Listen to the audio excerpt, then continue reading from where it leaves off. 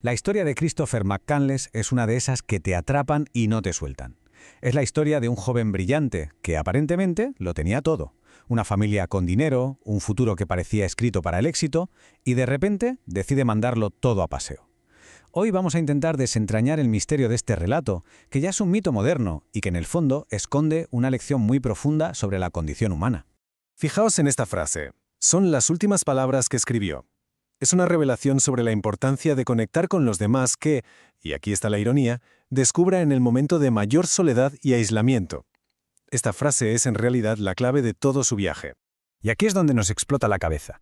¿Cómo es posible este salto? ¿Cómo alguien pasa de tenerlo todo, de una vida llena de promesas, a una muerte solitaria en mitad de la nada, en la naturaleza salvaje de Alaska? Esa es la pregunta que vamos a intentar responder. Vale, para intentar descifrar esto no basta con mirar los hechos. Tenemos que ir más allá, tenemos que bucear en su mente. Para ello vamos a usar las herramientas de la psicología de Carl Jung, siguiendo el análisis del psicólogo Sebastian Appelhans. Vamos a explorar esas fuerzas invisibles que le llevaron a tomar estas decisiones. Esto nos lleva a la pregunta del millón, ¿no?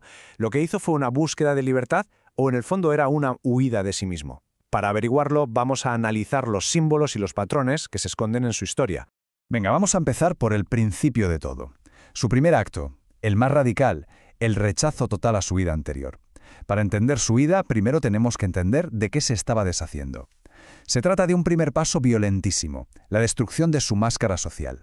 El primer concepto de Jung que necesitamos es el de persona. Pensad en la persona como las diferentes caretas que nos ponemos cada día, el buen estudiante, el profesional eficiente, la imagen que damos en las redes. Es algo necesario para funcionar en sociedad. Pero para Christopher, esa máscara se había convertido en una auténtica jaula, en algo que le asfixiaba. Y ojo que esto no fue un arrebato de un día, sus acciones fueron auténticos rituales, ¿eh? Quemar el dinero, dejar el coche tirado, cortar toda comunicación. Cada gesto era un golpe de martillo, muy deliberado, para hacer saltar por los aires esa identidad que él sentía que era falsa, que le habían impuesto. Y el golpe de gracia a esa vieja identidad fue, por supuesto, cambiarse el nombre. Pasa de ser Christopher McCandless a Alexander Supertramp. Y no es un simple apodo, es un intento de renacer, de darse a luz a sí mismo como un nuevo héroe. Es el primer paso de cualquier viaje épico. Tienes que dejar atrás quién eras para poder descubrir quién puedes llegar a ser. Vale, destruir tu identidad es un paso brutal, pero ¿qué te impulsa a seguir corriendo sin mirar atrás? Ahora tenemos que entender la fuerza psicológica que lo movía, ese motor que le hacía huir siempre hacia adelante, el arquetipo del niño eterno. Y aquí es donde encontramos una pieza clave para entenderle. El arquetipo del puer eternus que viene a ser el niño eterno. Imaginaos a alguien que solo quiere volar, que se niega a aterrizar, vive fascinado por las infinitas posibilidades, pero le aterroriza cualquier cosa que huela a compromiso, a límite, a realidad. Y es que si lo pensamos, su perfil, es que le encaja como un guante. Cada vez que encontraba algo que se parecía a un hogar o a una conexión real con alguien, como con la joven Tracy o el anciano Ron Franz, salía pitando. Para él, el compromiso era como una mancha en su ideal de una libertad pura y absoluta. Claro, pero este rollo de volar sin querer aterrizar nunca tiene una cara B, un lado muy oscuro. Es como el mito de Ícaro que vuela demasiado cerca del sol. La analista junguiana Marie-Louise von Franz ya avisó de que el destino de este arquetipo suele ser una caída en picado. Desde esta perspectiva, su muerte no fue un simple accidente, sino el aterrizaje forzoso que su propio espíritu se negó a hacer en vida. Pero, a ver, esta necesidad de huir, de volar, no sale de la nada. Tenía que haber un motor, un combustible para esa desesperación. Y no era solo una idea filosófica. Era una herida muy profunda provocada por la larga sombra de su padre. El punto de inflexión, el momento en que todo saltó por los aires, fue este. Cuando descubre que su padre tenía una doble vida, para ahí no es solo una mentira familiar, es como si el pilar que sujetaba todo su mundo se viniera abajo. La figura del padre, que representa el orden, la autoridad, la verdad, se le hizo añicos. Y aquí viene lo interesante desde el punto de vista psicológico. Esa herida tan personal no se quedó en casa, la proyectó hacia afuera.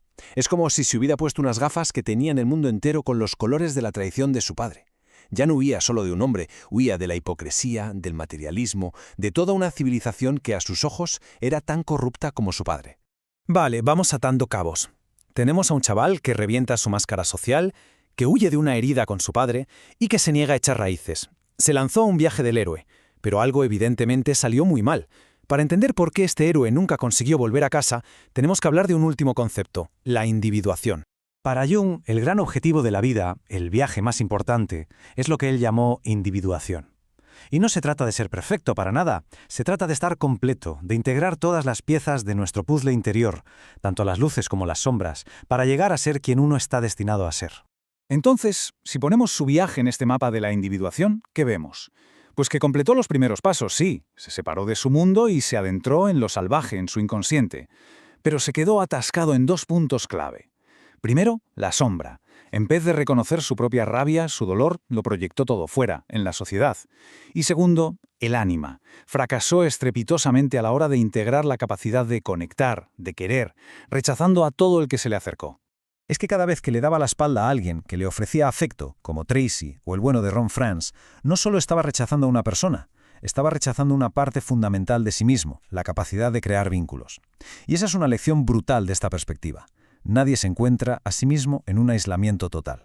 Y así, todo este viaje, todos estos aciertos y sobre todo estos errores, nos traen de vuelta al punto de partida, a sus últimas palabras, a ese autobús abandonado donde, por fin, demasiado tarde, encontró la verdad que había estado buscando todo el tiempo. Volvemos a esta frase, sí. Pero ahora, con todo lo que sabemos, ya no es solo una cita bonita, ¿verdad? Es el destino final, la conclusión inevitable de todo su viaje psicológico. Desde esta perspectiva junguiana, esta revelación final es mucho más que un simple descubrimiento.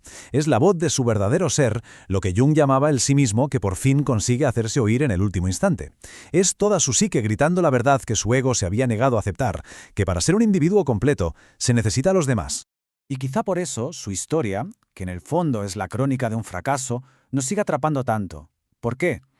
Porque en nuestro mundo moderno, tan lleno de reglas, de pantallas, de obligaciones, todos hemos sentido alguna vez ese mismo impulso, ese anhelo de escapar, de encontrar algo más real, más auténtico. Su historia es, en cierto modo, nuestro mito. Así que para terminar, nos quedamos con la pregunta que su historia nos lanza directamente a la cara. ¿Dónde está esa delgadísima línea que separa una valiente búsqueda de autenticidad de una trágica huida de uno mismo? Es una pregunta que la vida de Christopher McCandless deja, para siempre, abierta.